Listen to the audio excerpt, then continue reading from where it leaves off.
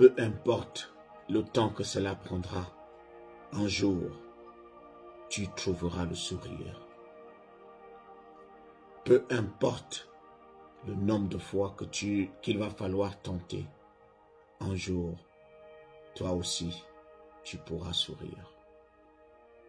Les amis, je vais m'adresser à quelqu'un ce matin en lui faisant part de l'histoire de mon oncle. Mon oncle était jeune, nous faisions partie de la même génération. Et je me rappelle, nous étions tous à l'école et il allait très vite. Mon oncle était très intelligent à l'école. Alors, je me rappelle que le jour où il avait fait la terminale pour la toute première fois, j'étais en 3e. Et cette année-là, il était tellement intelligent, il était en terminale D, et c'est lui qui expliquait les cours à ses camarades. Tellement il comprenait, il maîtrisait la classe. Mais malheureusement, lorsque le bac arriva, les résultats du bac arrivent, il a échoué. Tous les camarades à qui il montrait les cours, à qui il donnait les explications, ont tous eu, mais c'est lui qui échoue. Premier choc. Après, il s'est dit, de toute façon, c'est peut-être là, c'était une erreur. L'année qui suivait, j'étais déjà en seconde, mais lui, il avait refait pour la 2e fois. Il s'était dit, la toute première fois, peut-être qu'il avait fait une erreur. Alors, il a redoublé d'efforts. Il maîtrisait tous les chapitres de toutes les leçons. Mais malheureusement, la 2e fois, il échoua également. Il commençait à se dire, bon, je ne sais pas ce qui se passe. Comme il buvait aussi, il prenait de l'alcool, nous, ces membres de la famille, commençaient à accuser l'alcool. C'est peut-être parce que tu bois trop. C'est peut-être parce que tu fumes. Arrête. La 3e fois, il rate le bac encore une fois. Et là, le doute et le grand doute s'installa dans sa tête. Nous commencions à désespérer. J'étais déjà en première et je voyais tous les efforts qu'il faisait pour que le résultat soit positif à la fin. Quelqu'un qui travaille bien toute l'année, mais malheureusement lorsqu'il part faire le bac, il échoue. Alors, l'année où je fais le bac, il fait encore le bac pour la 4e fois. Et je suis en terminale A, il est en terminale D. Nous nous sommes retrouvés au centre d'examen. Au sortir de là, les résultats sont affichés. Je gagne. Il échoue. 4e choc de sa vie. Vous vous imaginez, vous avez votre neveu qui, lorsque vous faisiez la terminale pour la première fois, était en 3e. Votre neveu qui vous voyait comme la référence. Il va à l'université, vous restez encore en terminale. 4e choc. Tout le monde commençait à désespérer. On cherchait les voies et moyens pour lui faire comprendre d'abandonner, de laisser de faire autre chose, de se concentrer à autre chose, une formation. Mais le gars avait dit, je ne lâche rien. Alors, il part faire le bac pour la 5e fois. Et je me rappelle que le jour-là, nous tous, nous nous étions retrouvés dans une salle où on délibérait, on donnait les résultats. Ce jour-là, il a encore raté. Et le jour où il décide d'aller récupérer son dossier, parce qu'à chaque fois que vous finissez le bac, vous allez récupérer vos dossiers. Lorsqu'il ouvre son dossier, il se rend compte qu'il avait la moyenne qui pouvait lui permettre d'être admissible. Mais on l'avait déclaré échoué. Un autre choc. Imaginez vous jouer pour la 5e fois et vous échouez encore, alors que vous aviez même la possibilité d'être admissible et de gagner. Un autre choc. Le gars était devenu comme fou. Il ne savait plus quoi faire. Il ne savait plus comment étudier. Et la 6e fois qu'il joue, il n'allait plus à l'école.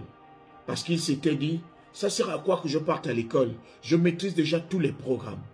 Je sais déjà, bien avant que le professeur ne finisse de parler, je sais déjà ce qu'il va dire. Parce que les leçons sont les mêmes. Et toutes ces années, je pars à l'école, je ne gagne pas. Cette année, moi, je ne pars pas. Je choisis mes cours. C'est quand je n'irai à l'école que lorsque j'aurai peut-être assez de temps. Le jour où je ne me sens pas trop fatigué, je pars à l'école. Mais si je suis fatigué, je dors. Parce que cela ne sert à rien. Il commençait à désespérer. Et il buvait. C'était l'année où il avait le plus bu et le plus fumé. Le jour où on fait le bac, il part s'asseoir dans la salle d'examen, il fait le bac. Donc nous tous, on était déjà tellement désespérés qu'on ne croyait plus. Et il avait fait le bac pour la 6e fois avec notre petite sœur qui, lorsqu'il avait fait le bac pour la première fois, notre petite sœur allait en 6e.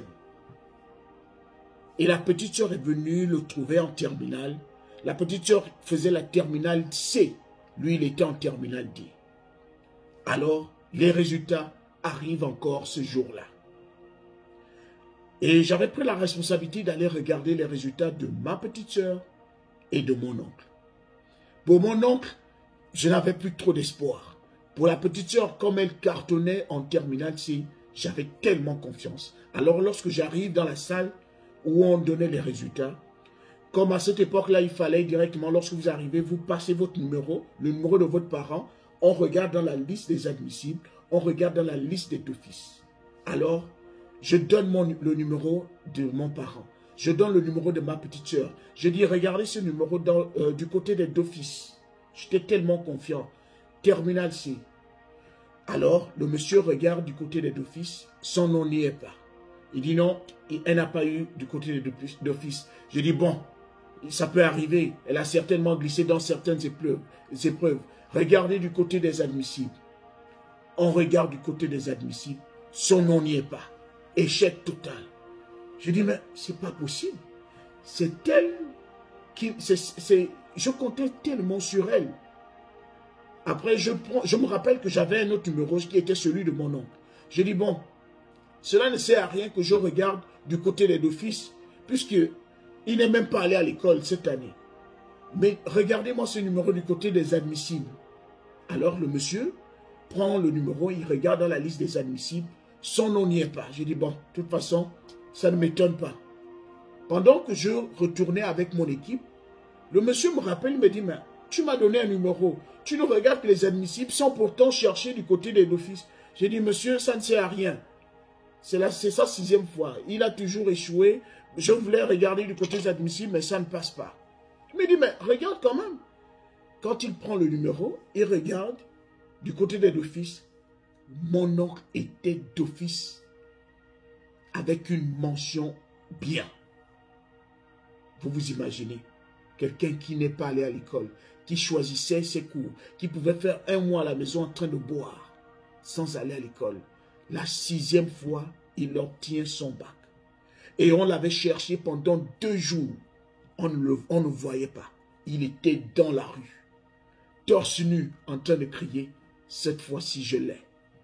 Cette fois-ci je l'ai. Je vous assure, son bac, la joie que j'avais reçue le jour-là n'avait rien à voir avec la joie que j'avais reçue le jour où moi-même j'avais obtenu le bac. C'était le bac de toute une ville. Toute la ville était en émoi. Parce qu'on connaissait ses résultats. Tout le monde avait désespéré, sauf lui-même. Et le jour-là, qu'on l'avait revu, il avait dit, peu importe le temps que cela prendra, tu finis toujours par sourire. Peu importe la façon dont le nombre de fois que tu as échoué, le jour où tu vas gagner, on va effacer tous les échecs et on ne pensera qu'à ta victoire. Peu importe le nombre de fois que tu vas échouer, que tu vas rater à la dévéloterie, le jour où tu vas gagner, tu vas oublier toutes les fois où tu as raté. Je voulais dire à quelqu'un ce matin que abandonner ne doit pas faire partie de notre langage. Le combat continue. C'était le général.